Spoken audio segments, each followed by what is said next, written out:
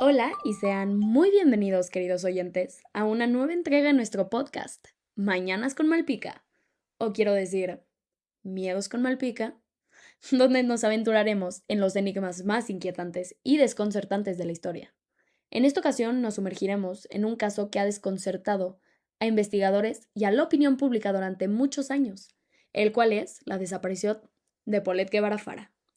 Fue un caso muy resonado en México, es lo que voy a decir. Y como siempre, aquí está su anfitriona Belén Soberón.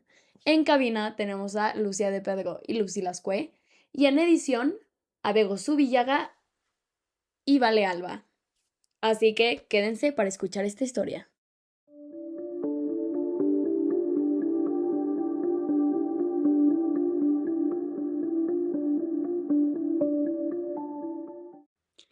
Y vamos a pasar a la primera parte de este episodio, el día de los hechos. Aparentemente era un día normal en el Estado de México.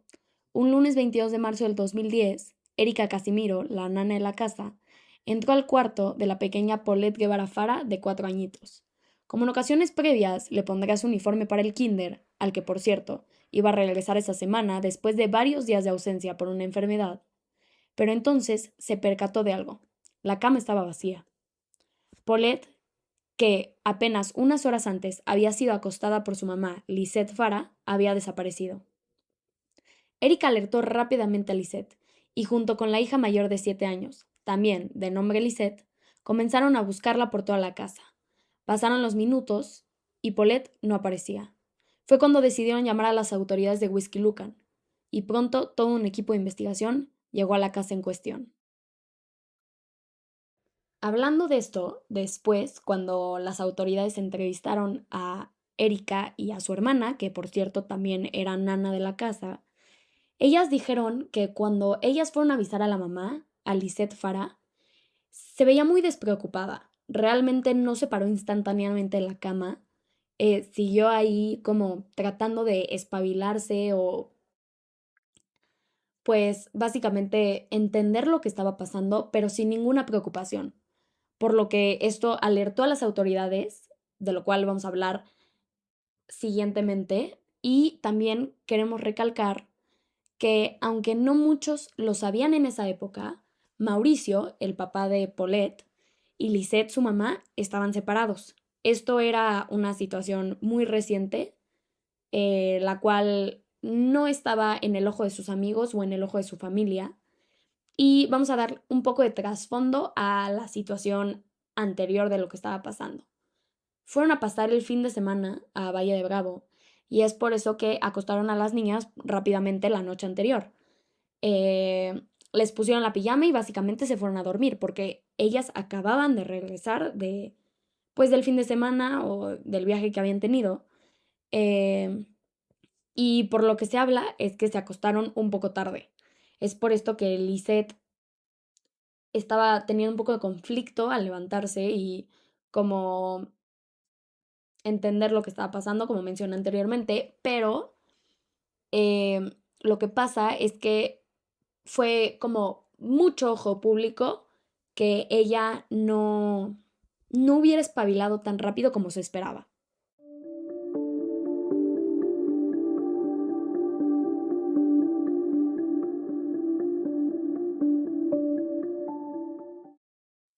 Bueno, y pasamos a la segunda parte de nuestro episodio, que le vamos a poner al subtema investigación y entrevista. Así lo vamos a denominar. Y pues básicamente después de que las autoridades de Whisky Lucan y todo el equipo de investigación llegara a la casa, la cosa se volvió más complicada porque la madre explicó que prácticamente era imposible que la niña se hubiera salido de la casa por su propia cuenta, porque además de que tenía 4 años, que relativamente es una muy corta edad, Paulette padecía de una deficiencia motriz y un trastorno del lenguaje, por lo que requería de apoyo para comunicarse y hasta en ocasiones desplazarse. Ella podía gatear, caminar, arrastrarse, pero muchas veces lo que le costaba era subir escalones o brincar o correr, algún movimiento un poco más complicado por su deficiencia motriz. Pero Paulette no tenía ningún tipo de retraso. Una maestra suya dijo posteriormente que era una niña entusiasta que hacía el mayor esfuerzo por hacer por ella misma las actividades. Y pues esto dice que a su corta edad era una niña con mucha determinación, porque yo creo que ella estaba consciente de que no podía hacer lo mismo que sus compañeros de kinder.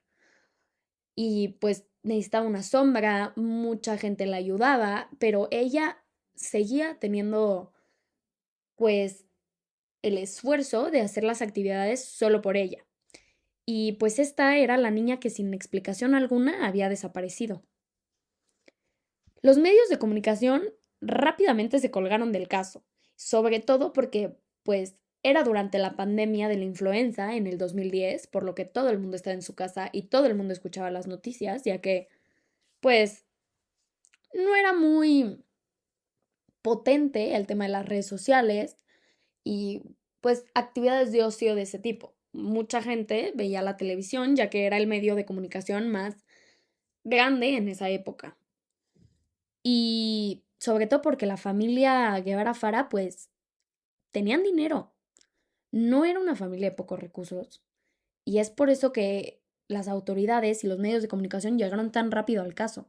Porque muchas veces lo que pasa en México, lamentablemente, es que si la familia es de escasos recursos o no tiene este tipo de alcance con palancas, pues no llega a nada el caso y ni siquiera se abre una carpeta de investigación. Así que, como dije, los medios llegaron rapidísimo a la casa, pero entonces algo más extraño pasó. La señora Lisette Fara le pidió a la reportera que le permitiera ensayar antes de conceder la entrevista, y hasta dijo, así me queda bien el micrófono, con una sonrisa en la cara. Esto, ¿qué da para hablar? Esto da para hablar que no era una madre preocupada. ¿A quién le importa si su hija está desaparecida? ¿Cómo se ve? Pues a nadie, realmente. Y pues dio mucho de qué hablar por los medios. La entrevista más resonada fue la de Lili Telles, que se le hizo directamente a Lisette Fara. Básicamente Lili Telles fue a verla a su casa, en la casa fue toda la investigación, mientras que Lisette hacía como algunas actividades diarias, como doblar ropa o pues caminar por su casa, básicamente, y empezó a contar toda la historia, como Erika la despertó, ella fue a su cama, claramente pues haciéndolo un poco más vivo, ¿no? No realmente pues como había sido tal cual. Y este se le vio doblando una pijama. La entrevista, de hecho, fue en el cuarto de Paulette, sentadas en la cama. Y pues esa fue la entrevista de Lili Telles. Posteriormente, Lili Telles fue a hacer una investigación con las medidas de la cama eh, para ver qué había pasado y cómo había sido la escena del crimen, lo cual eso nos va a llamar mucho la atención próximamente por la resolución del caso. Pero básicamente esta fue la entrevista que más resonó. A Mauricio igual le hacían muchas entrevistas y la prensa estaba fuera del edificio todo el tiempo, ya que vivían en un departamento. Y pues básicamente todos los medios era como una unión muy extraña, porque los medios lo comunicaban y todo el país se ponía en sintonía. Realmente fue un caso muy importante en esa época.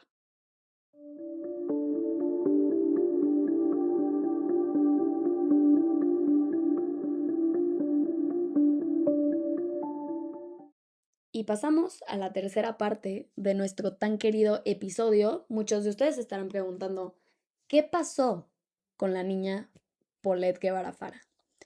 Y pues básicamente por 9 días los familiares de Paulette la buscaron por todos lados.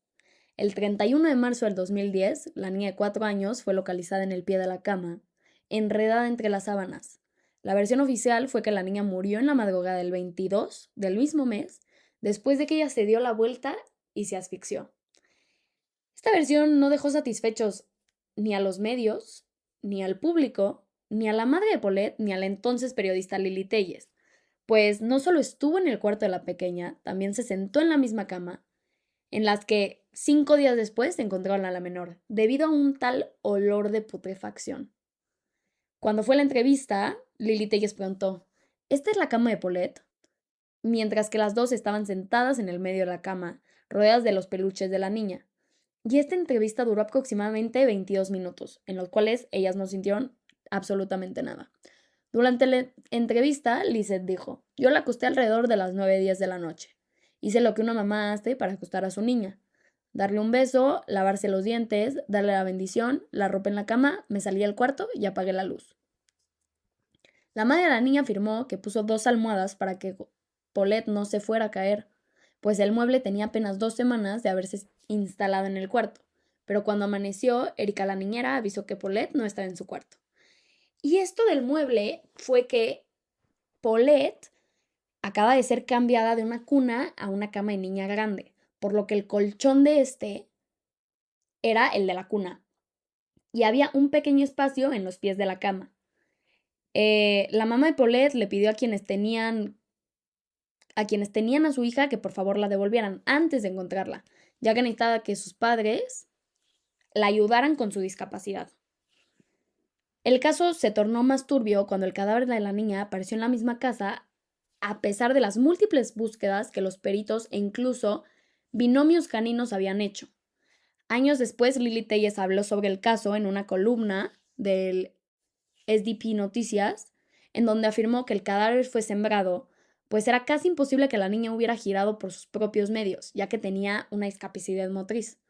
Lo que ella dijo fue, sabemos que el cuerpo de Paulette fue sembrado ahí, literalmente metido a la fuerza, ya rígido y descompuesto en ese minúsculo espacio en donde era físicamente imposible que hubiera quedado atrapada mientras dormía.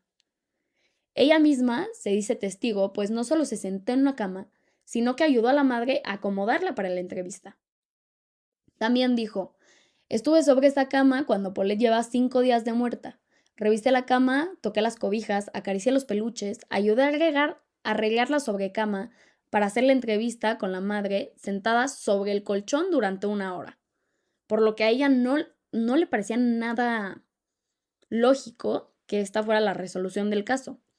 Afirmó que ni ella ni el equipo de grabación que la acompañaba en la entrevista se percataron de algún tipo de olor extraño. Tampoco era un cuarto que estuviera a una temperatura extraña, como para mantener el cuerpo refrigerado o algo así. O sea, ella dice que para cuando ella hizo la entrevista, pues ya hubiera olido. También dijo, no existe una temperatura a nivel de congelación de esa habitación que evitara que el cuerpo, que lleva 5 días en descomposición, le evitara despedir algún olor de muerto que causara escalofríos y alguna especie de repugnancia indescriptible. Esto lo dijo en Twitter, ya siendo senador el PAN. Me consta que el cadáver de Paulette no estaba ahí, y lo denuncié así a varios medios. Después de denunciar instantáneamente que el cadáver de Paulette no estaba en su cama, recibí una amenaza para dejar el caso y sigo vulnerable ante ese amago. Y pues básicamente lo que dice ella es que, pues, el cuerpo no estaba ahí. Al igual, la mejor amiga de Lisette, Amanda de la Rosa, durmió ahí la misma noche de los hechos, un día después de que Paulette desapareció, para darle un tipo de apoyo a su amiga y pues era la única cama disponible. Y pues Amanda también dijo que no estaba ahí. Cuando cuando todos los medios pasaron y pues básicamente estaba ya resuelto el caso de algún tipo, el procurador Bas en ese tiempo no pudo con el cargo y se rindió. Pues básicamente renunció como procurador del Estado de México en el 2010 y pues la Procuraduría todavía dice que la niña fue asesinada por una asfixia. Las primeras investigaciones de la institución, encabezadas por Bas, hacían parecer a la madre como una presunta asesina. Las primeras. Las últimas decían que había sido un accidente, por lo cual hay como mucho revuelo en este caso, diría yo, y por lo que es tan como de alguna forma ilógico. Así que, pues, nadie sabe qué pasó.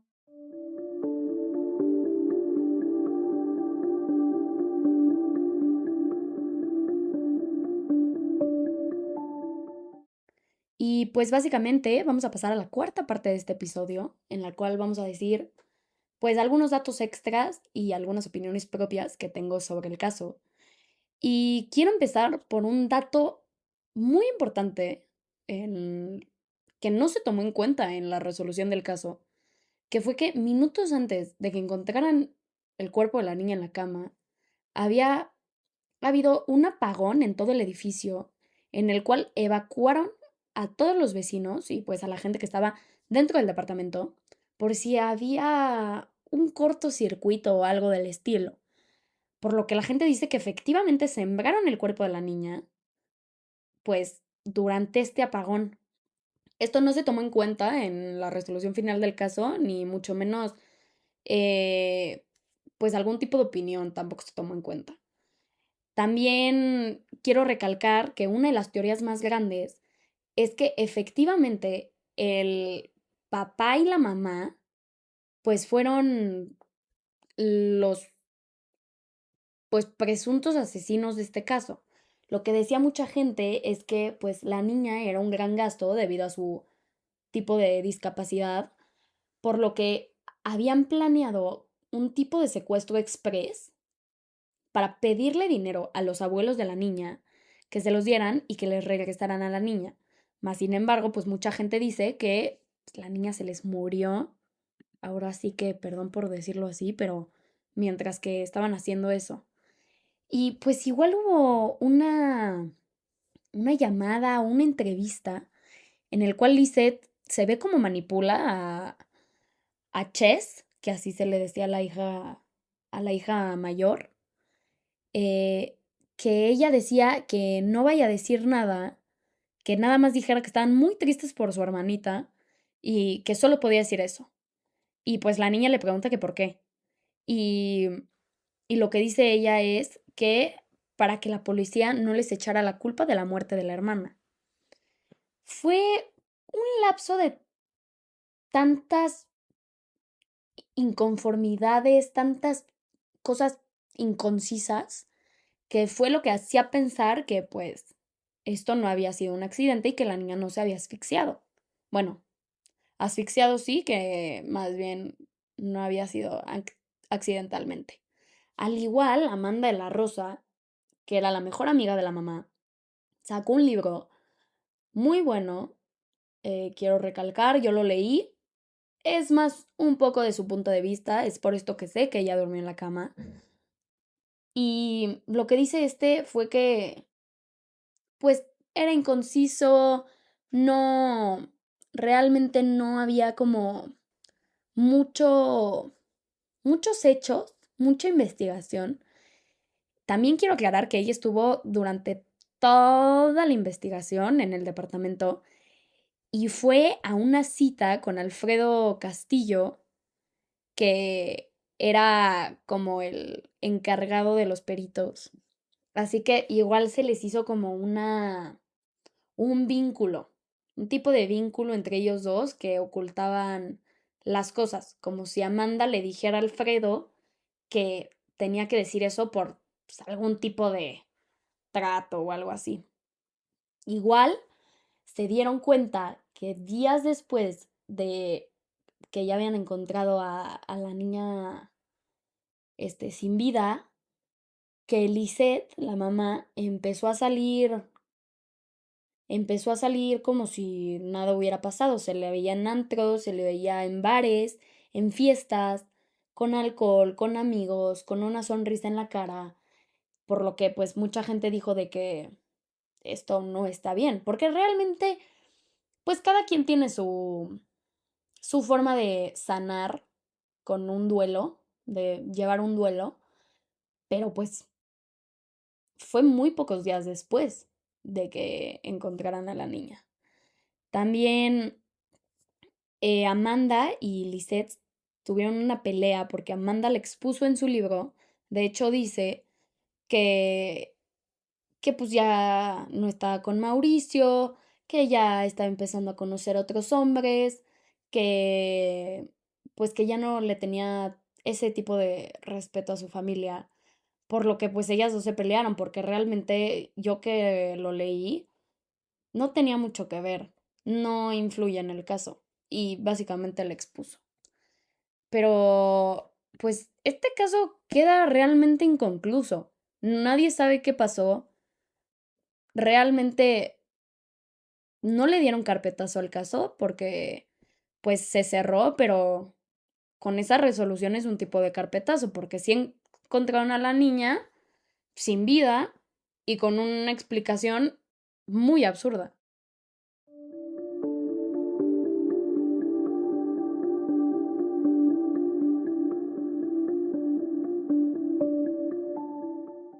Y finalmente llegamos al final de este capítulo, con muchos sentimientos en el aire, diría yo. Impotencia, miedo, tristeza. Realmente es un caso triste, en el cual pues no se toma en cuenta la vida de una niña, de su familia, si son inocentes. Em, pero es interesante cómo sirve el sistema en México, saber investigarlo y y todo lo demás. Si quieren saber un poco más de este caso o cómo fue, les recomiendo la serie documental de Netflix. Se llama Historia de un crimen, la búsqueda. Es un tipo de documental actuado donde se narran todas las vivencias que pasó. Muy bueno, lo recomiendo plenamente. Y pues ya, si les gustó este Mañanas con Malpica, versión temerosa, los invito a ponerlo en nuestras redes sociales como @mañanas con malpica y mis redes sociales personales @Belén Soberón. Muchas gracias por escuchar y nos vemos la siguiente semana.